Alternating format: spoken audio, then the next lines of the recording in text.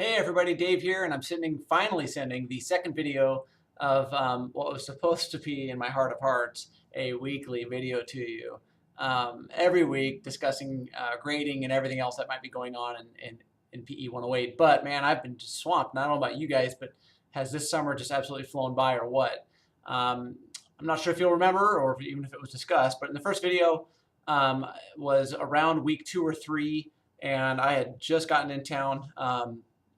From Long Beach, Washington, where I spent a week up there at a running camp that I was hosting. And then last week, I spent the week in Whistler, Canada, competing in an Ironman, which was my first one.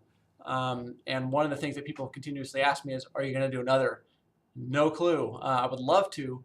But I think with this week's discussion, or at least the topic within the discussion of motivation, which I think is just so timely, I wanted to speak on behalf of really goal setting and talk to you guys about just the influence that it can have and kind of the underlying motivation that it may have within you. So, every week in your activity logs, you're asked to create a goal, and it can be hard. I understand that. I get it. Like at the end of the week, you finally open up that activity log to complete it, and you're like, oh my gosh, I forgot to set a goal.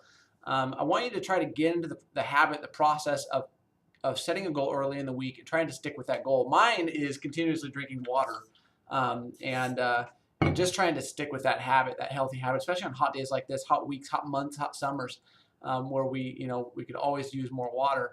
That can obviously be one goal, but when it comes to performance and actually sticking to an exercise plan, one of the things I'm big on is sticking to an exercise program that fits you, not fits me, but fits you, and something that you'll continue working towards and working with beyond PE 108. So I'm not a huge fan of like fitness centers and those kind of things. I really think we should be outside moving and playing much more than just being locked in a facility. But I get it. I used to be in bodybuilding myself, and I was once much bigger than I am now.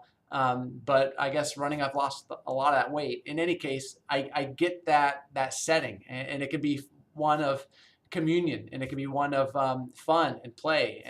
But now my play is more running and cycling, I guess, too, and swimming. But in any case, I just wanted to chat with you real quick about goals and the importance of them. And I had a huge goal of competing in an Ironman, but I've also, in conjunction with that, continue to set goals of other races that are taking on that I can continue to look forward to.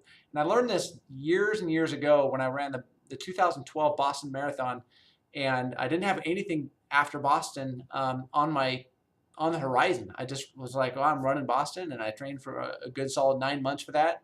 And I ran it, and actually, quite frankly, I did terrible because it was 90 degrees and I just wasn't ready for that.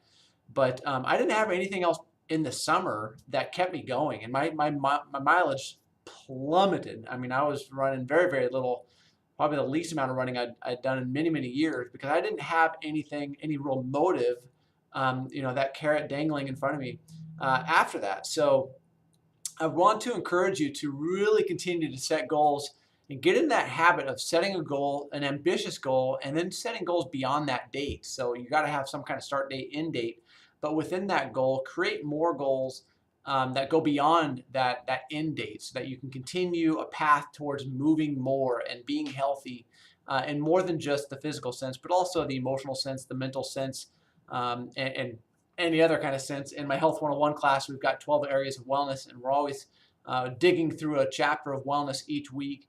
So that can obviously help create more goals. But I guess the point of this video is, just after I ran Boston there, I came home and I really had nothing to run for. And so now I'm much more aware that I need these races on my radar, even if they're little old 5Ks. I need these things to keep me plugging away at the healthy lifestyle that is running for me. So what is it for you? What is that goal for you? What are the goals that continue you to move in that way of making progress towards healthier behaviors? Week after week, month after month, year after year. And that's kind of, I guess, the point of this video is around motivation. What drives you, what motivates you, and what continues to do so, what will continue to do so beyond PE 108 when can you believe it, we only have 3 weeks left. It's insane. but beyond PE 108. So into the fall months, into the winter months, when it becomes gray, rainy, cold, wet outside. I've got some ideas for that as well, as far as sustaining motivation. But yeah, I mean, like, what are your plans? And so, quite frankly, real quick, one of my plans is there's always a race in January in Arizona, so that keeps me training through those doom and gloom months. When I know that, boy, when I get on that airplane, I will be stoked to land in Arizona, where it's always so nice. And I'm there for about 4 or 5 days under the sun, and it's just beautiful, and all the training pays off. So what is yours? What is your motivation? What are your goals to get you towards attaining the big goal that you have in place?